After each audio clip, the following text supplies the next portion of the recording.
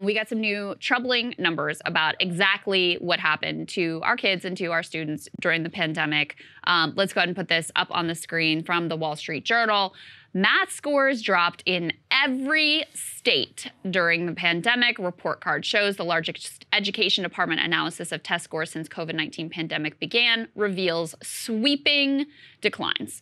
I want to read you a little bit of this so you can have some more of the details. So they revealed a nationwide plunge in reading as well that wiped out 3 decades of gains. So this was not just in math, this was reading and math. Low-performing 4th grade students saw larger declines in both math and reading scores compared with high-performing ones. So if, the kid was already doing well, they didn't suffer too much of a hit. The kids that most needed the help and, were the furthest behind, well, guess what? They got even further behind.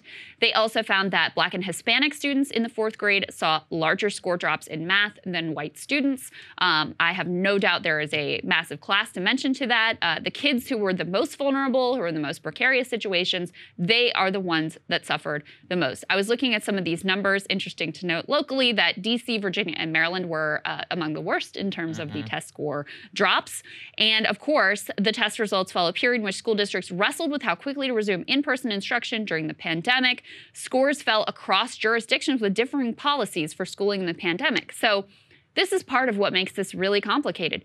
LA, which had, schools shut down for some significant period of time, was actually the only place, city or state, to show a significant increase in 8th grade reading. On the other hand, you had some states that had fallen more on the let's open up more quickly that suffered significant decline. So they point to Arizona, which returned to in-person learning relatively quickly. They still saw declines along with those that stayed remote longer, such as California. So it is a complicated picture because it'd be really clear cut if you could just look and see a clear correlation between okay, Florida reopened quicker and their scores did better. Arizona reopened quicker, their scores did better.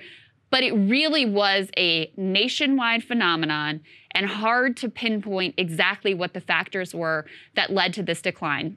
Some of the things that they point to as theories, which is all anyone has at this point, is the psychological stress of the pandemic, that even if schools reopen more quickly, you probably were having sick days. I experienced this with my own kids. Once the schools were reopened, then, every other week someone was having a close contact with a COVID case and having to go back home and do remote schooling again. So even when the schools were technically reopened, there still was a lot of disruption to kids being in class. And then, of course, all the, stress surrounding the pandemic and all of that certainly must have had an impact. So that's the picture, and it's really not pretty. No, it's horrific. I mean, I think what it really does show you is that you just can't put a lot of these things back in the box. Maybe some of it was inevitable, but even with school openings and all of that, at a certain point, I remember you telling me about some of the COVID procedures at your kid's school. It's I don't know how you're supposed to learn in that. I don't know how it's possible. Every 2 weeks, someone's getting pulled out of school. And at a certain point, it's probably inevitable. Even if you opened up or not, I mean, personally, we knew a lot of the data not that long ago, but just by unplugging from the economy, we saw this in social reason. The way that people socially behave has just irrevocably changed. The way that people are moving around the world. And we shouldn't be surprised then that by irrevocably pulling kids out of school for a couple of months to us is not that much. A couple of months to a child's life is if you think about percentage-wise, it's a lot, especially in terms of their learning cycle. The fact that every single one, pretty much every state across the country is trending down, it also highlights a class dynamic, right? Which is that a lot of working parents just didn't have the time to sit with their kids and make sure they were getting through. We've long seen that richer parents have the luxury and the ability in order to spend more time with their kids learning and to help them with homework or tutors, all of that.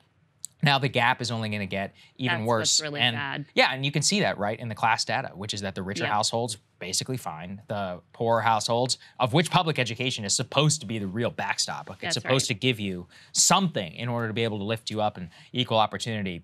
It's a huge failure. I don't really know how to fix it, to be honest. DC, I always think about this. DC has the highest dollar per capita spent on children and the worst test scores in the entire country. I'm I don't know. It's not more money. I don't know what it is. I couldn't tell you what the actual answer is. There was a huge, there's huge disparities too in internet access. Oh, yeah, There's yeah, something that's near and true. dear to my heart, living in a Right. place that does not have broadband internet. I mean, my kids have all kinds of advantages, very lucky, but they did struggle with the internet. Just doesn't really work that well at my house. And you couple on top of that, if you're a working family, you don't have good internet access, like you're having to rearrange your life to try to make this work with your kid. It was a disaster. And I've said this a number of times, but it's really important. I think we learn the lessons from this. And again, I want to point out, like, this was across the board. This wasn't just in the places that stayed closed the longest. So it is a complex picture. There's no doubt about it. But in the early days, when we didn't know how deadly the pandemic would be to kids, and there was a ton of fear, and just, again, we just didn't know, right? It was all so new. To me, it was entirely understandable and justifiable. That spring, I supported it. I pulled my kids out even the day before the school district announced, because there was so little information about what the risks were for them, what the risks were for their family members, elderly, grandparents, all those sorts of things. Okay, that was the spring. Then when you got around to the fall and schools were still not reopening, even though at that point we had enough data to know a lot more about the risk. We had the beginnings of data to know about some of the learning loss and the challenges from this approach. That's when, to me, the big, massive mistakes were made. And I just hope for these kids that they're able to regain what they lost during this time period. And it's not clear to me at all that that is going to be a possibility. I mean, this period may impact their trajectory for their entire life. And that's just a really sad reality that we're facing right now. I don't think there's a question. I don't know if it can be undone. I think there's major structural problems in public education today, and the system is not really designed for any of that. This would be a great thing for our leaders to be obsessed with. Imagine if they spent all day thinking and talking about this. Well, we Somebody can't should give even a real agree speech. on what the point of an education is, which is actually a deep question, by Yeah, the way. I It's agree. not a simple, Yeah. straightforward thing, but yeah, there's a lot we could be doing better. It's really sad. Cable news is ripping us apart, dividing the country, making it impossible to function as a society, and making it impossible to know just what is true and what is false. But the good news is they are failing and they know it. That is why we're building something new, a new mainstream, a healthier one, something more trustworthy, something that we are going to need in one of the most pivotal times in American history. We are building up here for the midterms, for the upcoming presidential election, but we need your help. So if you can help us out by becoming a premium member today at breakingpoints.com, we're trying to change America for the better and the entire world. So what are you waiting for, guys? Go to breakingpoints.com and sign up and help us build a new mainstream.